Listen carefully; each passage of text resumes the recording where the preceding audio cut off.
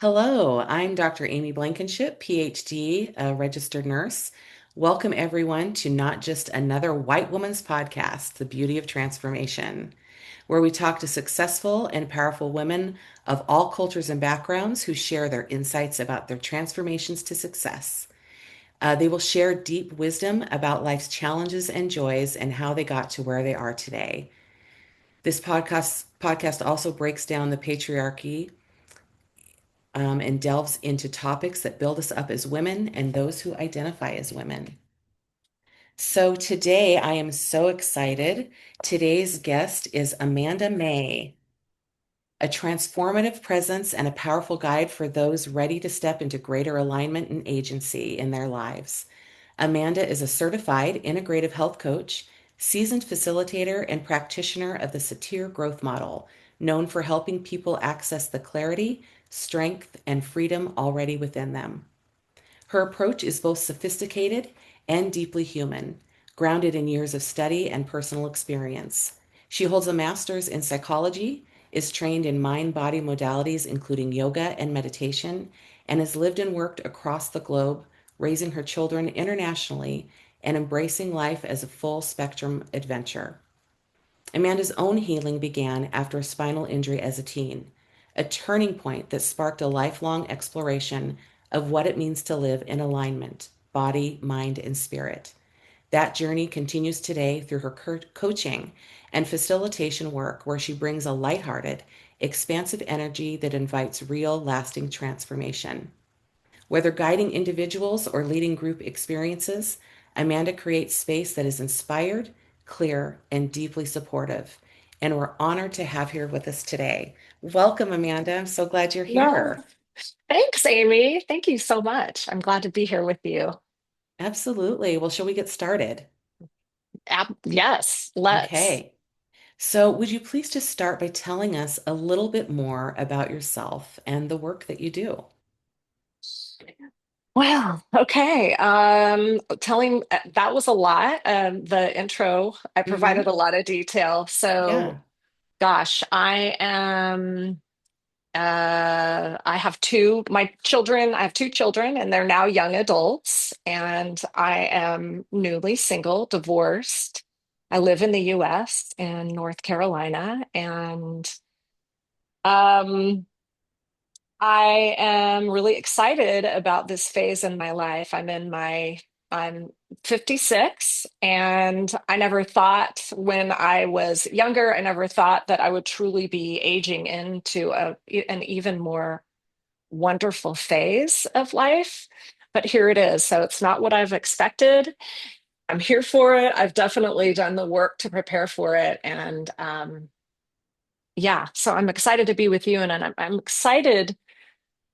The work I do is really centered around women. I do work with men, but primarily women. And it's centered around helping everyone access our own inner strength and our own inner wealth, our own inner oh, what's the word? Our own inner resources so that we can handle whatever comes at us and to us and happens to us in life with grace and strength and wisdom. I think that's what we're here to do as women as we age. I think we've been conditioned and taught that the end of a woman's life, we become less important, Mm-hmm. that we're less powerful, less appealing. And actually, it's when we have the chance to be most influential, healthy, happy, and make such a positive impact on the communities and families around us. Great. That's wonderful. And I feel like you're sending a really good message too, like for women Good. our age, right? That Yeah. I think we need to feel valued. We all do, right? But just remembering that when we hit a certain age doesn't mean that it's time to just like we're old, shut down, right? No, yeah, totally. I am as you read, I'm a teacher of yoga. I'm a level two certified Kundalini yoga teacher, which basically means I'm an advanced yoga teacher. I have over 500 hours of training, and I've been teaching yoga for, well, 25 years. And one of the most, I took one of these advanced trainings a couple of years ago, and advanced teacher trainings. And it was an exciting course for me because it was about the yogic perspective of human life cycles.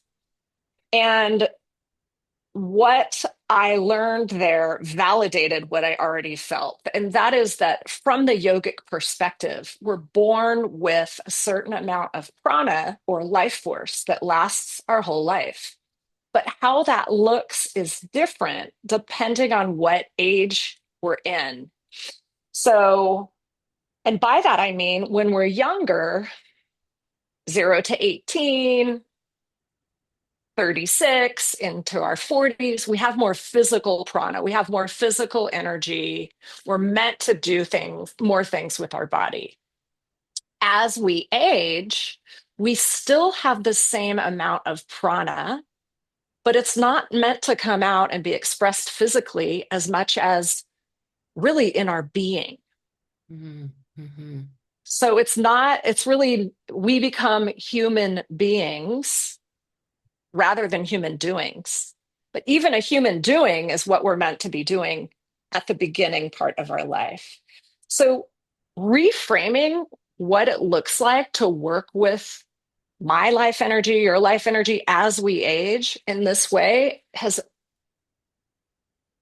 really been transformative because now I'm thinking as I age, I give my time and my focus not to, you know, how much weight I can lift at the gym or how many miles I'm running, but I'm thinking about things like what is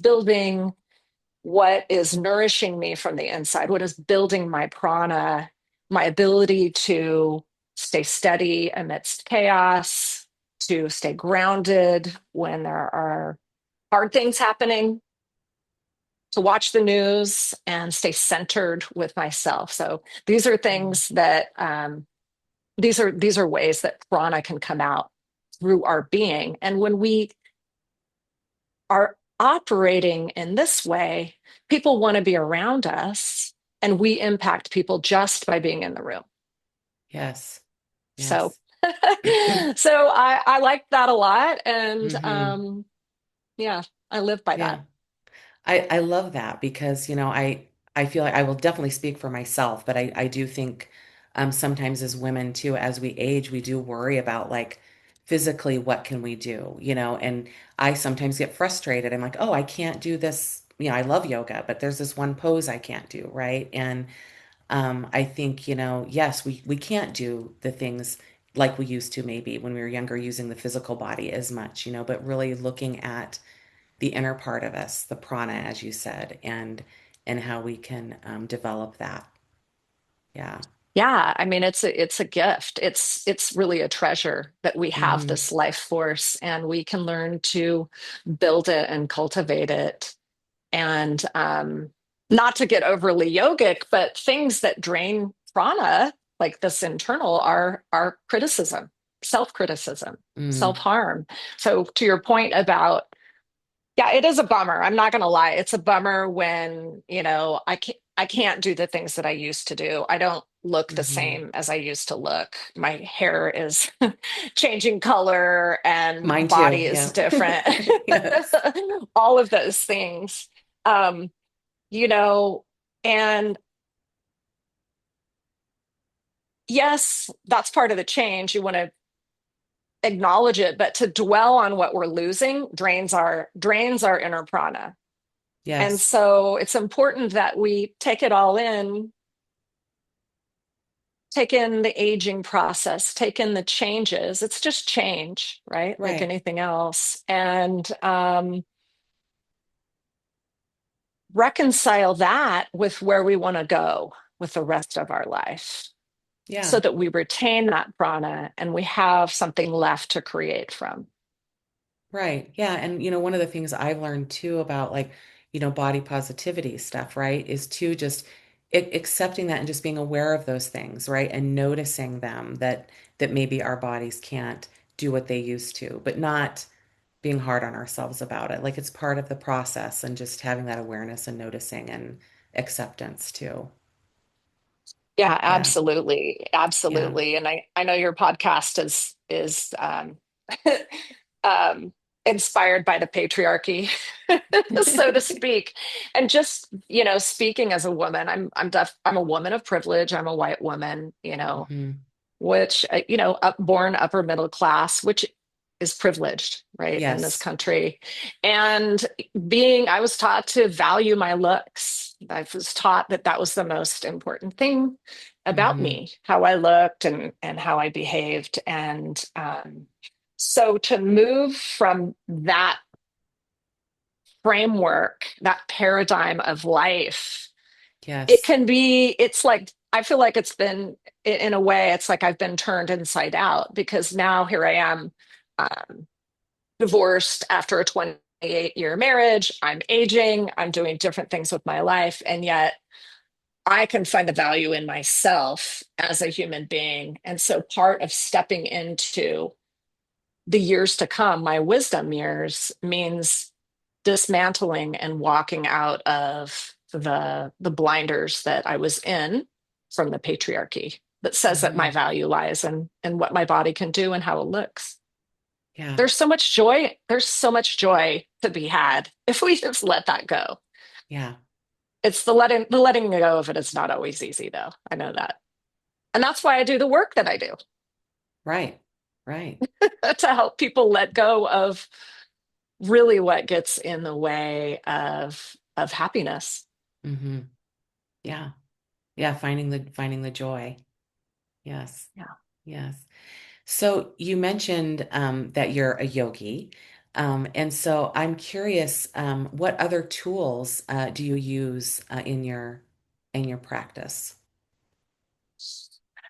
In my healing practice. Hmm. You mean my Hmm. healing practice? Yeah, Hmm. not my yoga practice. Yes, yes.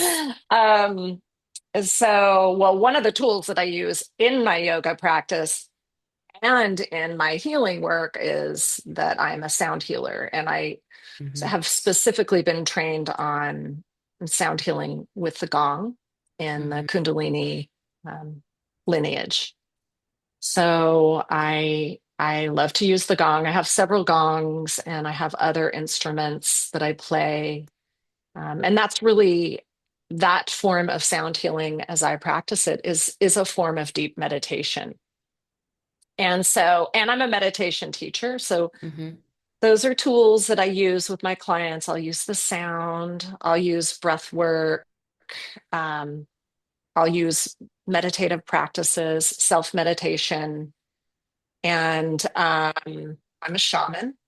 I'm a Hmm. trained shaman. So and I'm a Reiki master.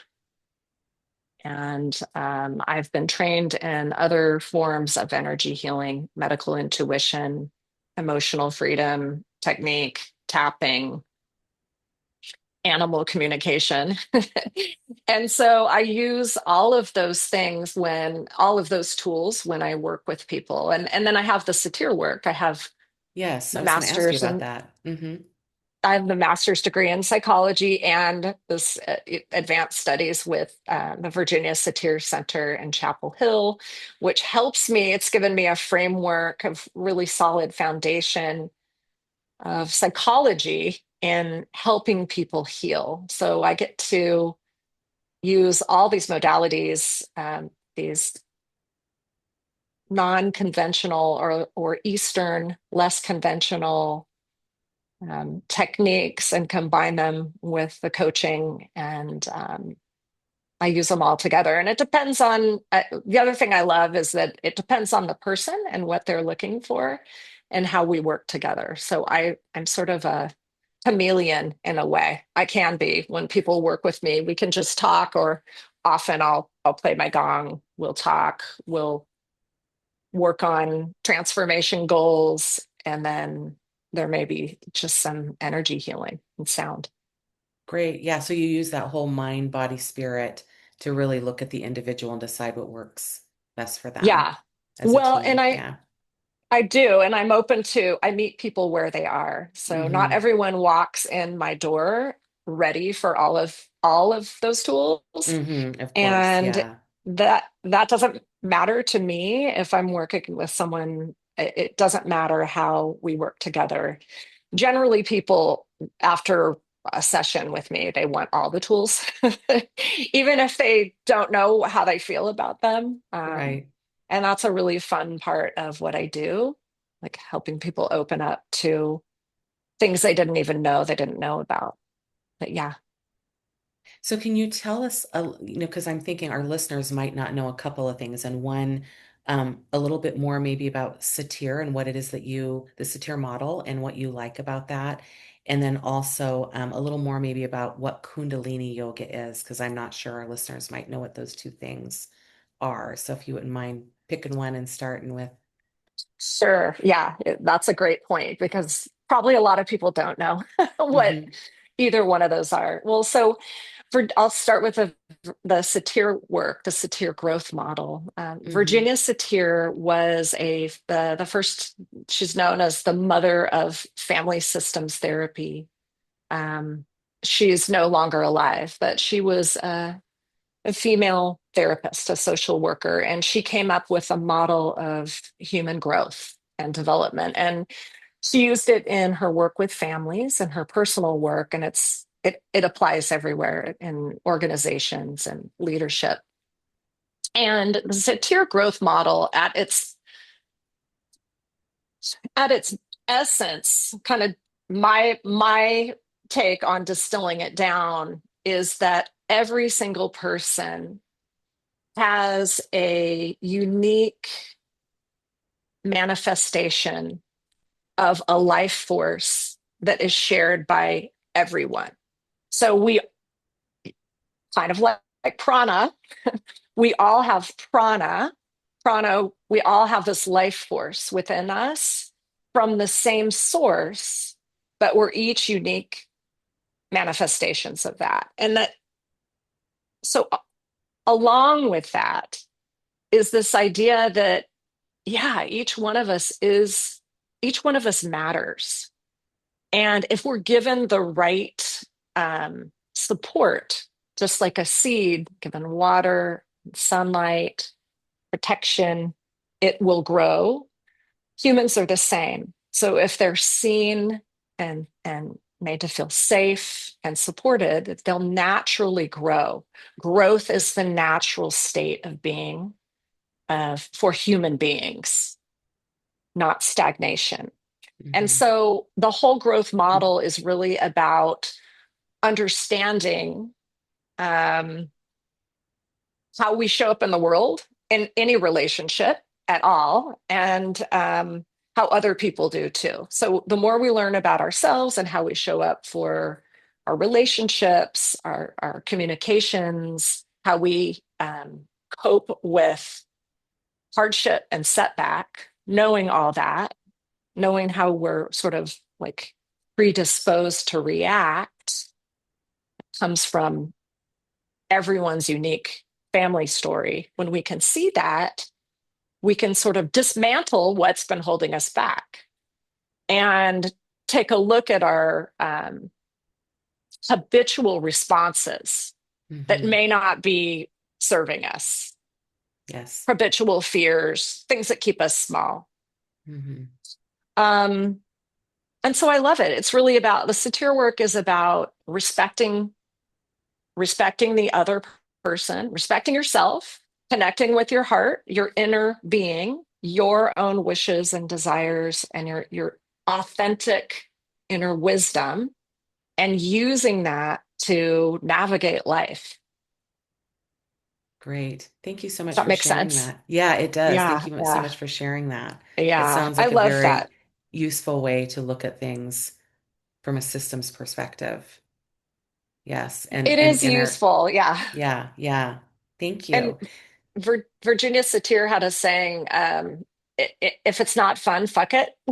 So Yes. even in all this work on the self and how you live and improving systems, and Hmm. if it's not fun, let it go. Like life Yeah. really should be fun.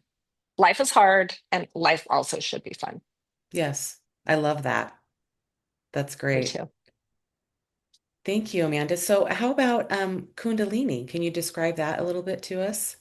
I'm Yeah, sure there's a Kundalini. lot to it, but yeah. Yeah, I'll try to keep it succinct. So, Kundalini yoga is really different from other forms of yoga. It's ancient. It's between 3 and 5 thousand years old. It's different than other forms of westernized yoga in the way that it's practiced. It's practiced with the eyes closed and breath work, movement, um, hand position, music or mantra is all Hmm. incorporated in the practice at the same time. And it is, the meaning of yoga is union. It's yoga as a physical practice is that's called asana. That's only a part of what yoga is. Hmm. Yoga overall means union with consciousness, with what is. And so, this form of yoga, Kundalini yoga, is very meditative and it's very personal. It's really about working, it's practiced primarily with your eyes closed. And so, it's Hmm. really about working with yourself.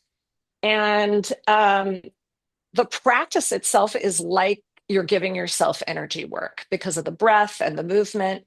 You actually learn how to um, self-soothe and strengthen your nervous system, strengthen your body, strengthen your nervous system, and quiet your mind. So I think for me, it's like the perfect complement to the private work I do one-on-one with people, because the practice of Kundalini yoga is really a shamanic. It's a shamanic practice. It uses the body. It's somatic, and so many of our feelings are stored in the body. And so, if Hmm. you're, working on yourself, working on how to live with with more strength and empowerment and joy, you know, also taking that into a physical practice is incredibly powerful because you can work out the emotion, you can work out the anger, you can work out the sadness, you can cultivate more energy and fire and creativity. So I think that it's the perfect complement. Now, I've been trained in the traditional way of Kundalini yoga and the traditional school, but the way I teach is it's a little bit different, even though I'm certified by KRI. Hmm. My form of it is slightly different.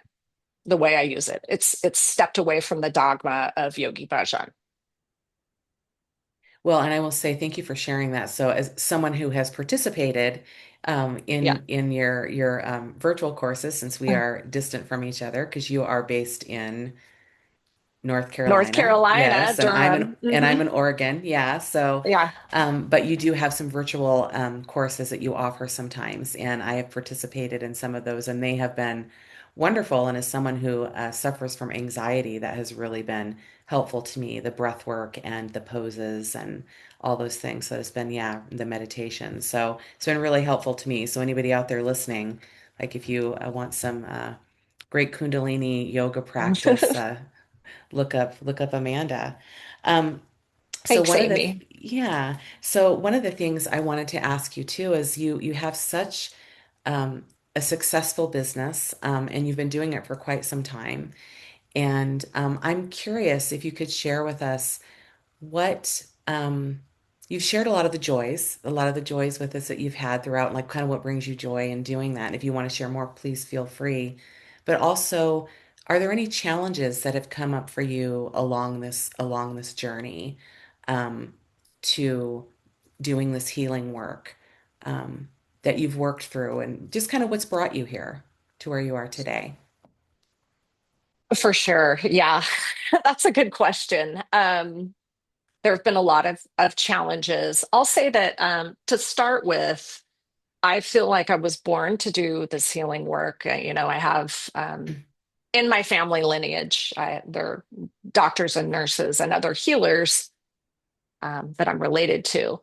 But I really have always felt I'm very passionate about being with people and going to the depths with them and helping them figure out what is going on and then recreate and move forward in a way that they like. So I've always loved that. And so feeling like I feel like that's my actually I feel like that's my purpose. That's my dharma Mm-hmm. in life to do this work. So that's always been there for me and that's been incredibly helpful when I've felt unsure or small uh, about what I do. And so some of the challenges. So as I mentioned, I have been married for 28 years, and I became the primary caregiver after the birth of my first child.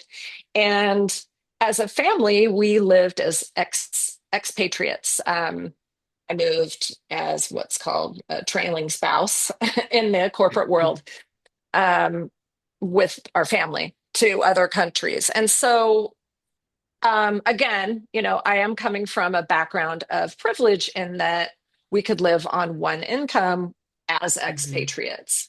And Mm-hmm. so I really got started in my work, my personal work, because we were moving, and I was primary caregiver for the children. And so I started by teaching yoga, and then I started by coaching people. And I would do that. I was very portable wherever we lived. Mm-hmm. And so, you know, that was powerful for me to give in terms of giving myself meaning and identity and practicing something I was passionate about while being a primary caregiver. And what was hard about that is that, I'm well educated. I think I'm pretty intelligent and I love to work, but a lot of people had bias about the work that I do. And so for a long time, back in my early 30s, I wasn't as open about what I did because, well, my husband would make fun of it, and people didn't Mm-hmm. think it was real. They thought even the coaching. I've been a personal coach since 2008, but people, weren't always taking that seriously. Now, the industry that my ex-husband is in is biotech, so it's science based. So that's different than Eastern mind, Mm-hmm. meditation, yoga. So there's a disconnect there, but actually, that's just part of the story that doesn't really matter. But so it was hard. I felt Mm-hmm. like my legitimacy being taken seriously was difficult, and that's probably because I moved so much and I was constantly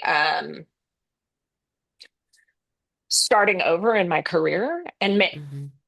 with new communities and new groups of people. So it took longer for me to kind of build my self-esteem and know my worth in this area because, we went California to Puerto Rico to Colorado to Italy to North Carolina. And so every time it was like, I maintained some clients online, but really like I had to restart every time we moved. So once living in North Carolina, I've been here now 13 years. This is the longest I've lived anywhere Mm-hmm. in 30 years. And now I've been here long enough that my community has grown wider, if that makes Yes. sense. Yes. So that's been a challenge, like just the moving.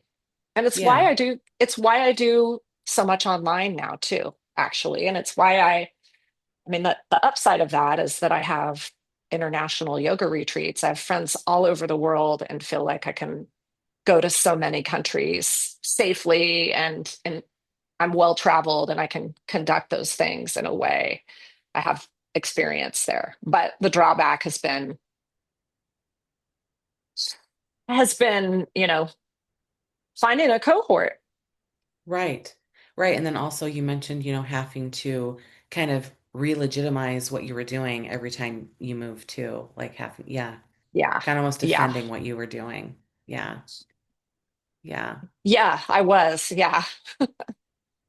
And I realized Well, my go job is ahead. not to convince people just of No. any of what I'm doing, but just to help them make contact with with themselves.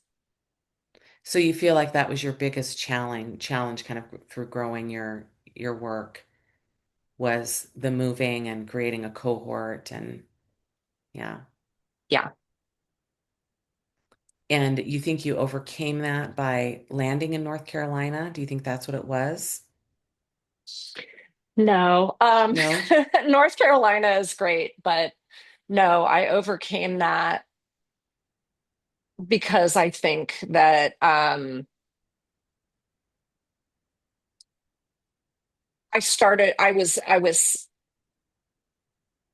was grounded enough. We stayed in North Carolina long enough for me to really dive dive into my own internal work. I've always worked on myself, but when you have to move and move a family and Hmm. pets, especially internationally, if you're moving to a place that doesn't speak your language, it keeps you really busy moving a family for years. So we would move. Would take about 18 months, 2 years to settle before I could really get deep with myself. And then we'd often move again. So the length of time in North Carolina has helped, but really it was the internal Hmm. inquiry as my children were growing up and as I was moving into a different phase of my life, I started to really ask myself, what is it that I wanted to do? What was holding me back? And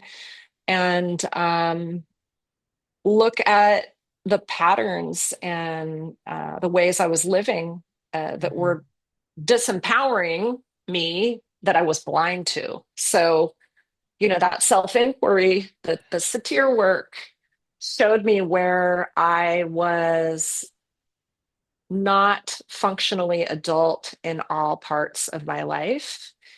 And by understanding that and working on that, I was able to grow through them. Does Great. that make Thank sense? you. Yeah, it I gave you does. a really big answer. I feel No, like that's I'm great. going way out there, but No, thank you for sharing that. I think it's important for our listeners, to hear these stories because if there's someone who's like trying to build a business and they're having struggles along the way, it's good for them to hear how others have overcome those challenges. yeah, it's really important to find support. It's so important to find support Hmm. professionally and personally. Yes, absolutely. Yes. So, what does the future look like for you, Amanda? What do you have any specific goals or are there any areas that you're excited about? Yeah, I'm excited. I'm super excited about my future, actually, which is great. I feel like in some ways I'm living my life backwards. I had a career at the beginning in my 20s and 30s, and then I had children and moved around. I kept working, but my primary focus was the family for a time. And now the kids are grown, and I'm focusing on so much work that really excites me. So I'm involved in the Virginia Satir Center in Chapel Hill. And I just finished working at the Satir Intensive in July, which was a week-long workshop, human development. And I am teaching workshops at the Satir Center in September on basically the mandala, which is a way it work. It's the mandala is a representation of a human being, like all the elements of your life, Hmm. and it's like integrative health and wellness, overall balance, body, mind, and spirit.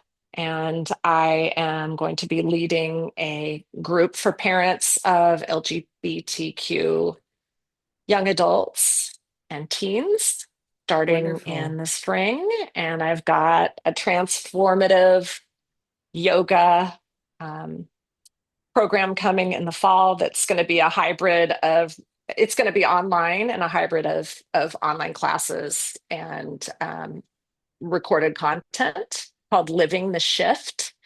So I that springboards off of a program I had in the spring called Radical Transformation, which really is combining yoga, Kundalini yoga, and the satir work.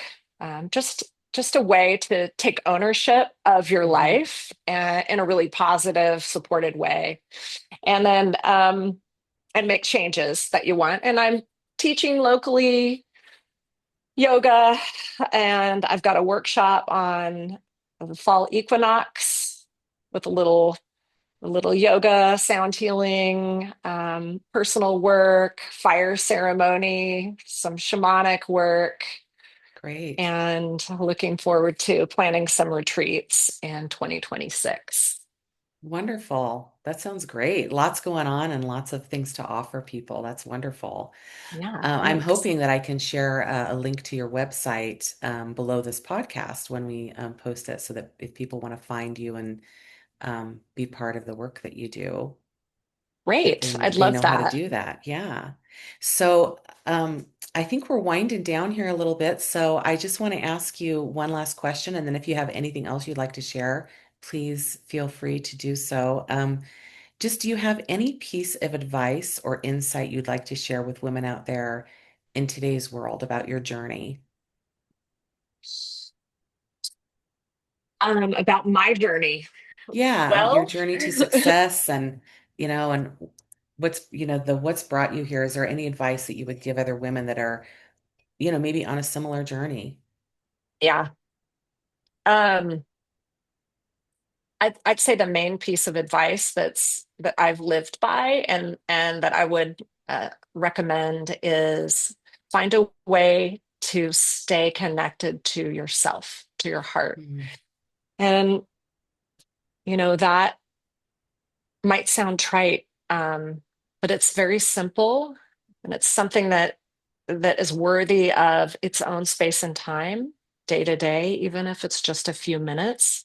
But take the time to stay connected to your heart, what Mhm. you feel, what you think. And if you notice you're judging yourself or how you feel, try to push that aside and just connect to the wisdom within, because you have it. A lot of times we have a lot of opinions and noise, mental Mhm. noise that keeps us from direct connection with our own inner wisdom. But it's there, and it's really the foundation of all good decisions and a happy, healthy life. Yes, I agree, and I think there's so many of us that live lives where we're continuously disassociating from things and not being grounded and connected to ourselves. I think that that's a common thing that happens in people who are caregivers of Mhm. children or even other family members, that we tend to lose a sense of our own self sometimes. So I think that's a great piece of advice, Amanda. Thank you for sharing that Thanks, and Amy. reminding us of the importance of that. It's been so lovely to have you here today. Thank you so much, Thank Amanda. you, Amy. This has been really fun. I appreciate it. Good. And like I said, I will post a link to your website. So those that are interested in checking out all the wonderful things that you do, it will be there. So thank you Great. again. Thank you so much. Appreciate it.